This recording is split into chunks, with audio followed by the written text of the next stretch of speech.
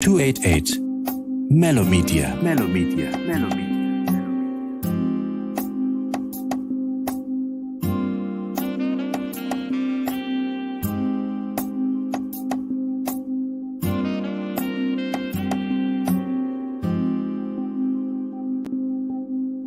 Stay tuned as we will be going live soon. To sponsor a show or advertise, call or WhatsApp 0763 593 288. Mellow Media.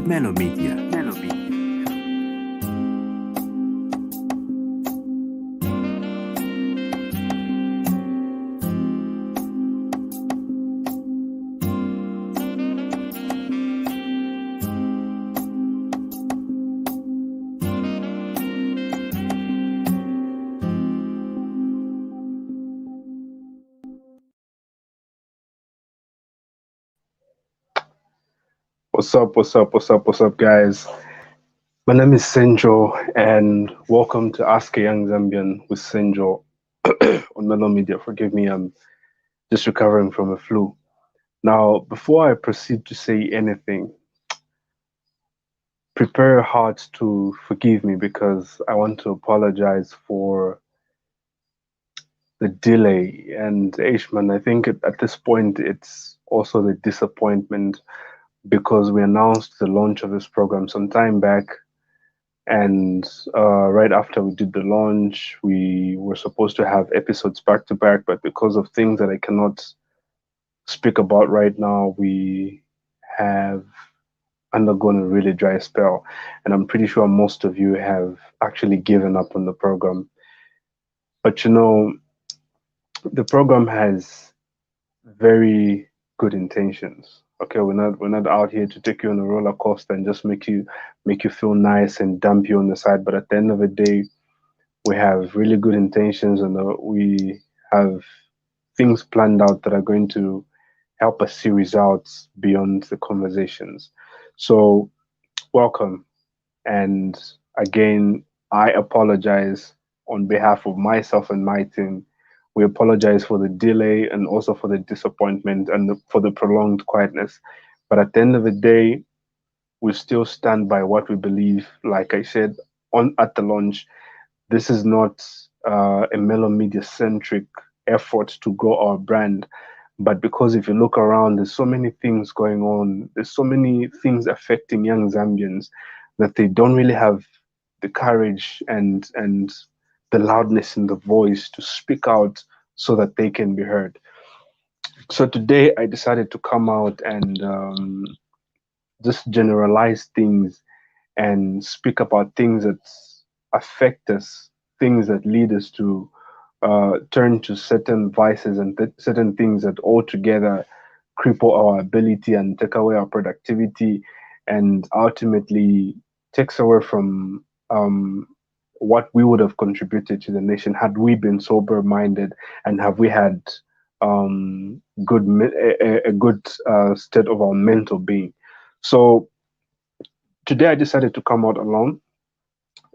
If you have been following the talks around Ask a Young Zambian Essential, the plan is to have three guests, one expert or one trained personnel to speak about whatever has to be spoken about in that particular episode, and a random guest from the audience to give a first-hand experience of what is being spoken about on that particular topic. So today, I have been compelled to come and just generalize it and just throw it out there because of the overwhelming concern that's coming from the societies. Man, it's like no matter how loud we speak, no matter how hard and how conspicuous we try to put out the banner saying, do not do this, do not take your own lives, do not turn to this. It's like the more we speak, the more people are turning to those things. And the question is, what really can we do? What really do we need to speak about? Is there anything in particular that we are living out in our conversations, in our efforts to try and curb these problems, these issues? Just today, I read on social media that there's a man in Ndola who has taken his life because he failed to pay back a 2,000. Another man has taken his life in Kafue. I didn't read the full story, but it's these topics over and over. And the people that are killing themselves on average are young people. They say, Amiti Impanga, which translates to say the future of a nation depends on the young people. But what quality of a future do we have if the quality of if the quality and quantity ultimately of the young generation who are supposed to be the future is compromised? So these and many other reasons have prompted and compelled us to still continue despite the few challenges that we may be having in the background. But this has prompted us to still come out and speak, because regardless of the reception, regardless of the followership, regardless of the response, we still need to speak. Ours is not to tout people to get into our business. Ours is not to convince people, but ours is to speak. We have this platform. We know that a lot of people are speaking about this, a lot of famous people, a lot of celebrities. I think it was last year when Great North Road held a walk to raise awareness and just sensitization about mental health, especially putting emphasis on how suicide is not the solution to any issue or problem that anybody may have. So even if we are a young voice, even if we are a small voice, we still feel like even with the whispering effect that we may have, there may be somebody close enough who's paying attention, who can actually pick up and listen to what we are trying to say. So today I want to bring it home. Um, I want to bring this conversation home. Uh, I will tell you one thing, and I'll actually put $100 on this. In a room where there's 10 young Zambians, 8 of them are going through a mental health issue. It could be stress, it could be depression, it could be trauma, it could be anything. And if you ask around, the people that are committing suicide and killing themselves, they are going through one of these elements. You hear that they're depressed, you hear that they are going through that, but then what are the triggers? What really pushes them to that extent? Um, because I want this to be as candid and as realistic and as unscripted and as raw as it is. I want to share a story of myself.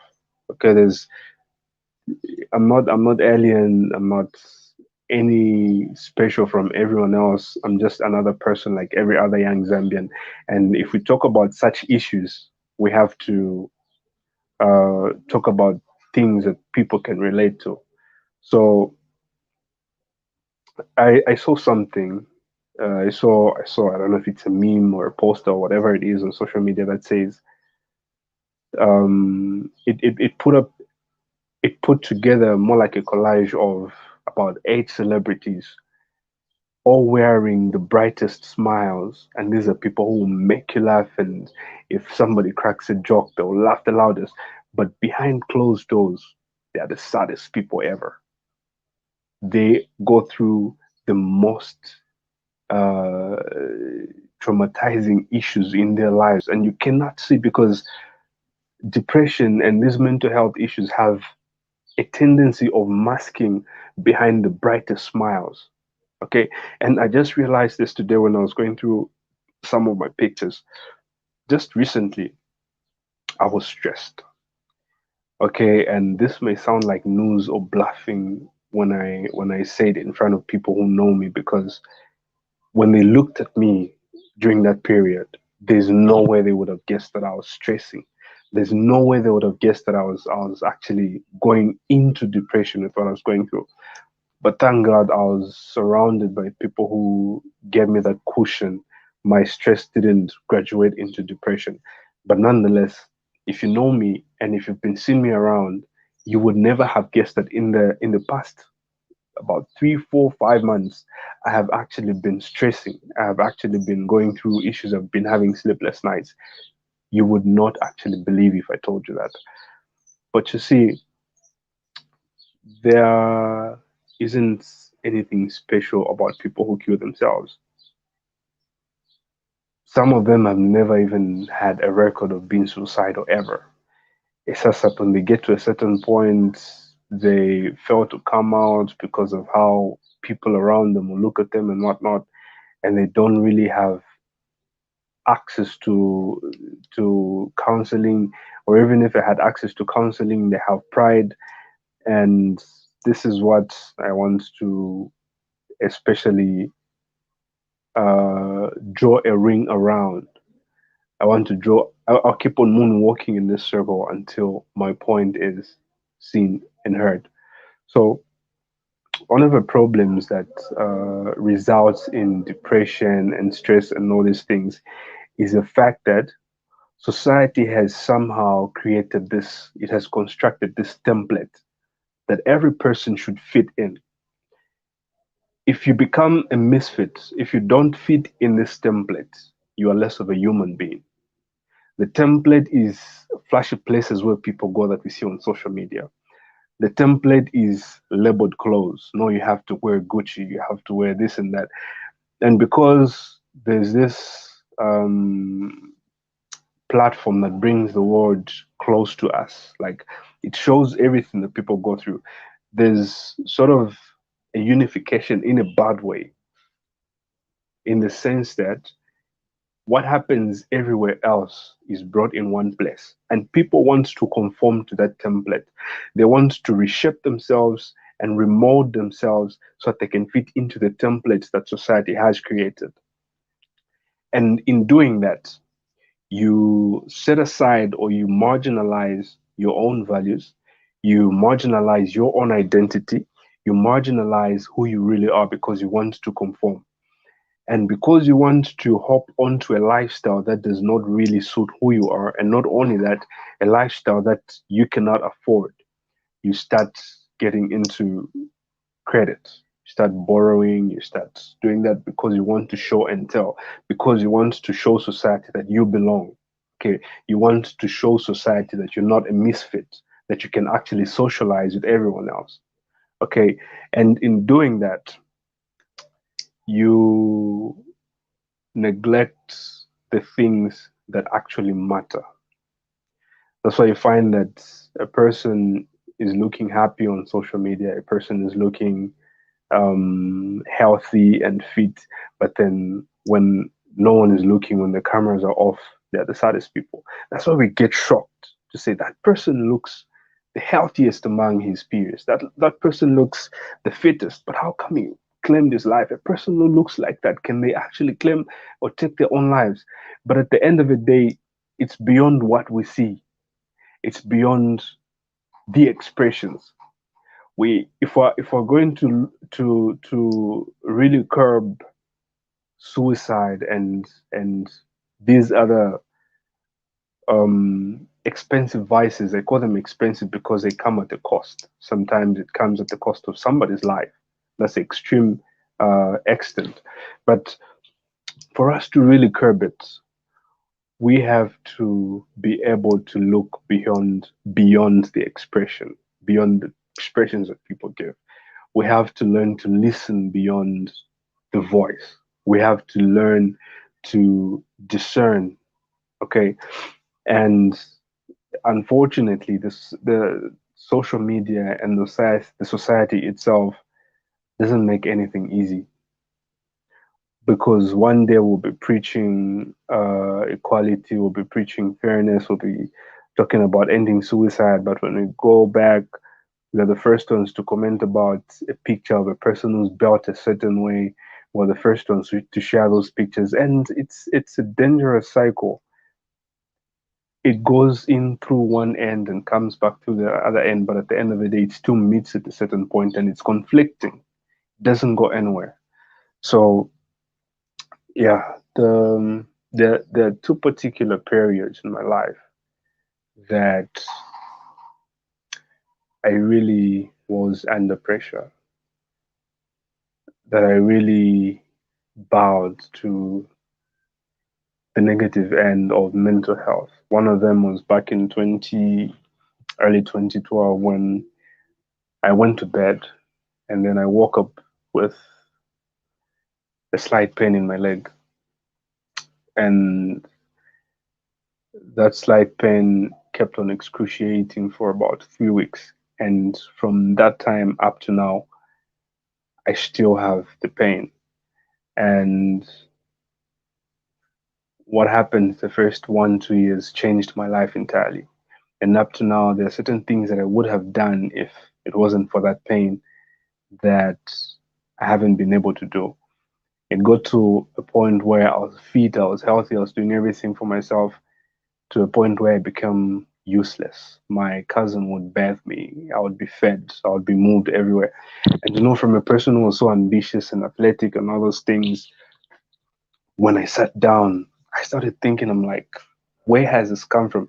And when I'm around people, I'll be smiling.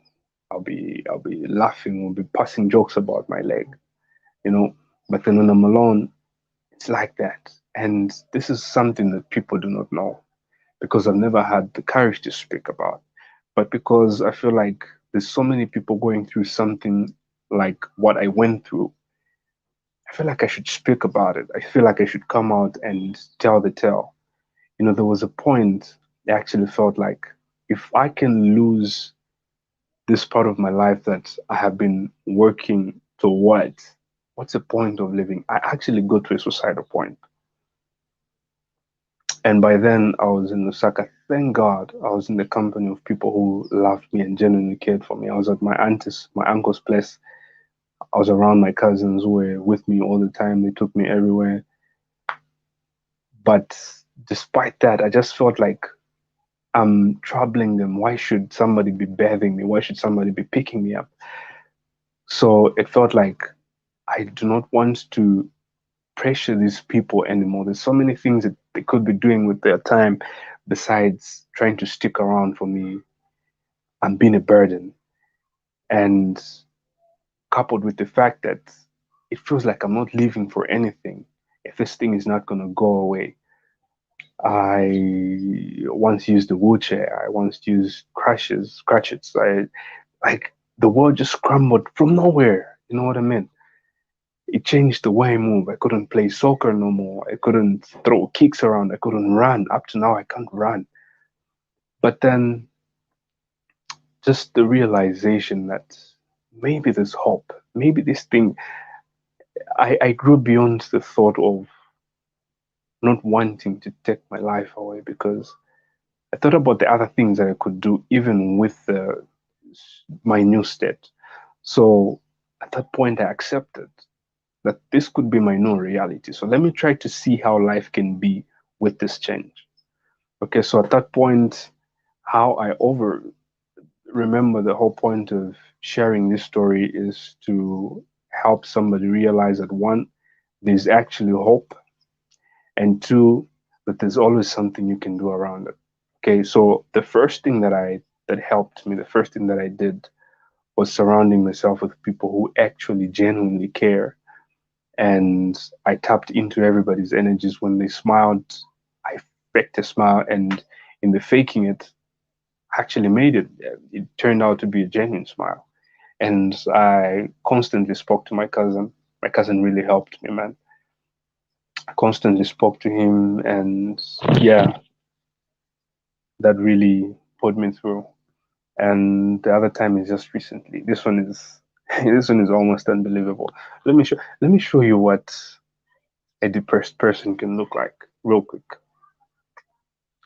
Because a lot of times we don't take people seriously due to the fact that we expect people who are stressed and depressed to be sitting in a corner somewhere, sobbing on their own, just looking miserable. And we don't realize that the happiest people among us can actually be the most depressed and the saddest. So if you look at me the way I was, and this is a very interesting choice of pictures that I've decided to put up. So if you look at me in this picture, I was actually stressed. At this point, my stress was it was at the verge of growing into depression. Um, this picture to I was depressed. It's almost the same day. You should take note of how I look. Could you tell that in this picture, this person is stressed? Could you tell? And usually, it's the people who look normal, just like this, who take their own lives. Here, I was still stressing. This is this is very, very recent. Very recent. Very recent. Bright smile that looks genuine. Deep within, I was stressing. Still stressing. Next picture. Still stressing. And this is a picture I was talking about. And mind you, these people, I believe, took their own lives. I think there's stories around these people taking their own lives. This is what depression looks like. Bright smiles, happy people.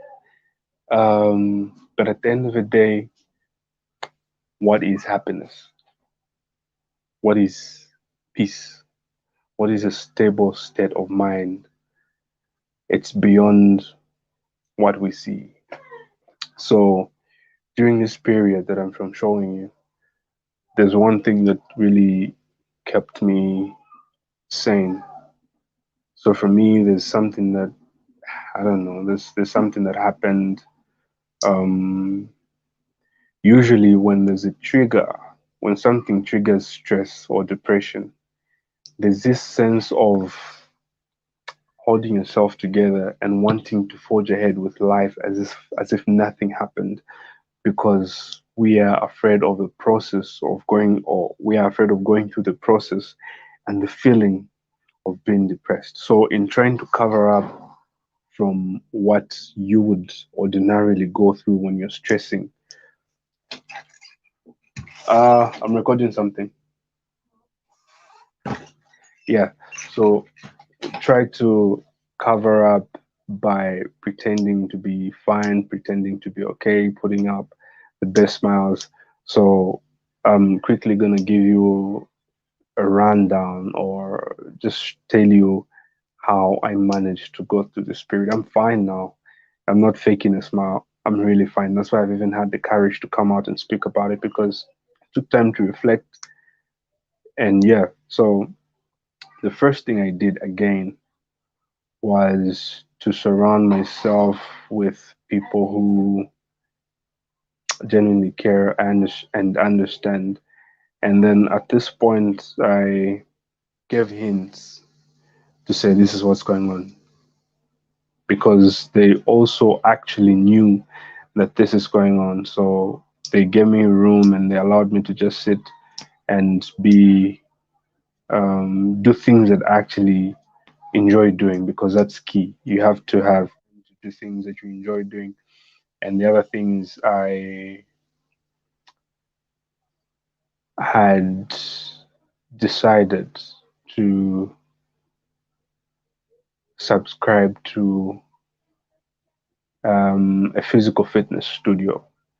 I decided to subscribe to a gym because, when you just sit around and your mind is idle, what you end up turning to is destructive. That's where people turn to abusing substances. That's why people turn to stealing. That's why people turn to becoming abusive in their homes. That's why people just become something else. So for me, each time I felt a trigger closing up, I'll just go to the gym, work out, have fun with my friends, and when I return, I'm tired, and life goes on like that. Okay, and yeah, so you always have to find somebody to speak to. You have to look for someone you can trust, that you can always talk to. I remember back in the days when I used to drink. I think I don't drink anymore. It's been too long since I last had alcohol. So I remember when I was still single, a bachelor, and I'm having pressure. Sometimes I just take a bath, go to the bar, and sit alone and have a conversation with the barber. I mean, with the bartender. Those conversations where you feel tipsy, and then there's something bottling up in your chest. I just go to the bot. This is a hint, actually. This is a very good trick that works. Talking to a stranger, a total stranger, opening up actually really works, because the problem, especially with us men, it's like we like bottling things up. We like accumulating issues, and we don't usually open up, because there's that cliche notion of men do not cry, men don't break down. That's the clicheest thing I've ever heard, if there's such a word. Yeah, so I would go to a bar. I remember I used to go to Lusaka Club. Yeah, I just go to Lusaka Club. Sometimes I would sit by the grounds. If there are people playing soccer, I'll watch them play as I sip off whatever I was drinking. And then when I start feeling nice, intoxicated a little bit, I would go inside and just start a conversation with the bar person. And they would usually take shifts. You find that today there's this person, tomorrow there's another one. So there's a lot of power that lies in opening up. Not necessarily because you're looking for a solution, but because you just feel like you need to ease off some pressure from your chest. You just need to empty it a little bit, even if the person is not paying attention, there's that um, ease that just results from talking about something. And the other good thing about talking to strangers is that even if a story is embarrassing, even if a story is funny, when they go and tell that story to another person, they won't know who they're talking about. So even if the person they told met you, they wouldn't know that the story that was told was about you. So yeah, there's that which can be done, which I did, and it worked for me. So there's a lot of ways you can ease pressure. At the end of the day, what we're trying to preach is that ending your life is not the solution, and yeah, the other thing I did is I detached. Ashman, there's so much power that lies in detaching. So one other thing I did is I detached from anything that would give me pressure to conform to societal norms, which society has imposed on us. So I first of all went to my WhatsApp and removed everyone from seeing my status, first of all, because there's this urge that, just even if you don't want to post something, you just feel like I should post something on my status. And mostly it's because we want to show the world, want to show society that this is what I'm about, this is what I'm up to. And I'm doing this so that I'm showing you, so that you should know that I'm just like you. What you're doing, I'm also doing. That's why some people have the pressure to just bath and go to a certain place, take pictures, and come back, because they want to show the world that they're also doing what everyone else is doing. So there's just that pressure about WhatsApp statuses. So I disabled that for a period, for a certain period. No one would see, even if, because there was still that urge. I would actually post statuses, but I closed up on who would see my statuses. No one could see, but sometimes I would still post, because sometimes I pep talk myself. I just put something so I can go back and read it. So I'd put something on my status, but no one could see it. And I also muted everyone. I couldn't see their statuses. And it helped me come back to my own little circle, where I could only focus on what I was up to, what I was working on, and restoring my good mental state. And also, the other thing is, I cut down on certain relations, certain friendships. Um, I just really streamlined my circle. It became really small, to a point where if I'm gonna talk to you, either directly related, it's either we share the same energy, we're up to the anything that negates what I'm doing, I cut it off. Because usually the pressure that we have comes from the things that we see. The things that we see have so much power to dictate what we start desiring. So if you don't control your what you see, if you don't control what you have access to, you end up seeing different things. And because we're living in a society that imposes subtly, it's very subtle, that imposes certain things on us, believe believe it or not, eventually you're going to start conforming. Eventually you're going to start desiring to do those things, and you desiring to do those things implies pressure, because in the first place you don't have the capacity, you're not capacious enough to do those things, so you start going to debts, and just so you can sustain a lifestyle that you cannot afford. So I cut out a lot of things. I cut out a lot of people up to now. This is not, I'm not saying this in bad taste, but if you go through your contact, especially WhatsApp, you'll find that you have numbers that are really irrelevant and not necessary for you. You find that you have a lot of contacts that you do not need. And because all those people are on your contact list, each time you're viewing statuses, you're seeing a lot of things that will give you pressure. My man, if you're going through a period where you have pressure, you're trying to do something, cut down on the things that you see. Cut down on the the extent of your exposure, the things that you're exposed to, you know? Because at the end of the day, it comes down to you. Whatever you see, whatever you desire, comes down to your ability to acquire. If you cannot, stop seeing it. Otherwise, if you keep on seeing it, your desire for that thing will keep on growing. And if you really cannot afford that thing, you will end up being depressed. And sometimes depression is resultant of silly desires, really not necessary, you know? So depression has been there, and it will keep on being there. And people are depressed every day. We cannot tell people not to get depressed or not to be stressed or not to be traumatized. These are things that have been there, they're there, and they'll continue being there. But what we can do is controlling the extent and the extent and the magnitude of the implications of being in that position or being in that state. So I have done my part today. If you are going through a certain phase, I like to call it a phase because I have been through those things and I've come out, which entails that it's not the end of the road. It may seem blank. This is what stress feels like. It feels like you're standing in a ring of fire, and the flame is so high and so hot. Each time you try to see beyond it, your eyes are blinded.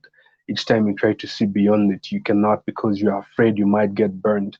But once you gather the courage to hop over the flame, you realize that it doesn't actually burn. So stress is a place of obscurity. You can't see beyond.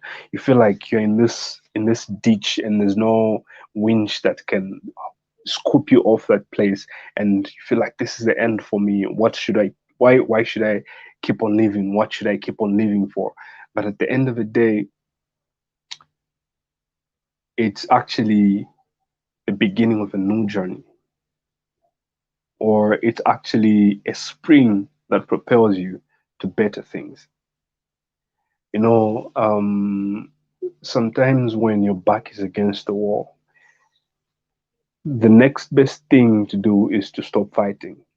Just find a comfortable spot against the wall and relax and breathe. And eventually you realize that you start creating space for yourself to move, because the more you fight, the more you constrict yourself. The more you fight, the more you hold yourself in bondage, and you cannot move because you're under pressure. So sometimes when you're under pressure, just relax, just cut off certain things, and just be your raw self, you know. So that's that. I don't know if you're hearing things from the background, but I'm in a house. I live with people, and like I said, this is unscripted, so those things are prone, man. You once in a while hear voices, and probably hear people saying certain things, but we live in a world with people and people say things. So I just thought I should come out and share my sentiments and share my story and just, yeah, just speak up with the hope that regardless of the smallness of our audience and regardless of the smallness of our voice, we believe that ours is to speak.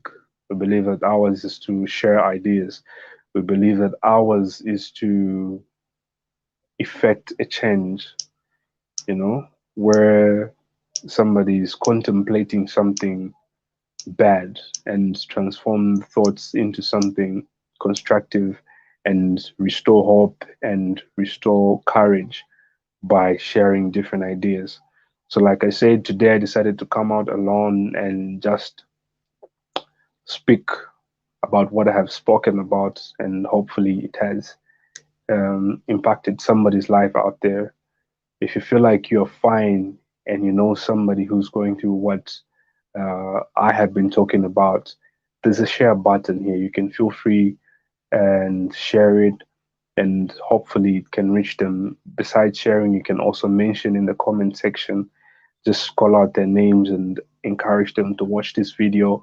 If you feel like what I have been saying is valuable and it's capable of causing a shift in the thought process of a person who's going through a mental health um, challenge, you can, yeah, you can share this video, you can comment, you can mention, and just let it reach the people that really need to hear what I have been saying. I speak not in the capacity of a person who's trained or endowed with the end with the knowledge to speak about these things,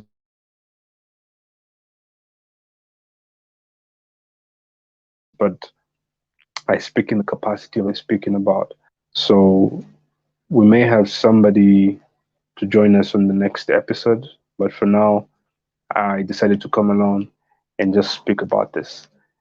It has been your boy. My name is Senjo, and this has been Ask a Young Zambian Senjo, brought to you courtesy of Mellow Media. Remember to subscribe to our YouTube channel because this is going to be viewed on both Facebook and YouTube, and also subscribe to our Facebook page, which is Mellow Media. And yeah, let's get more interactive. Let's get to hear more from each other.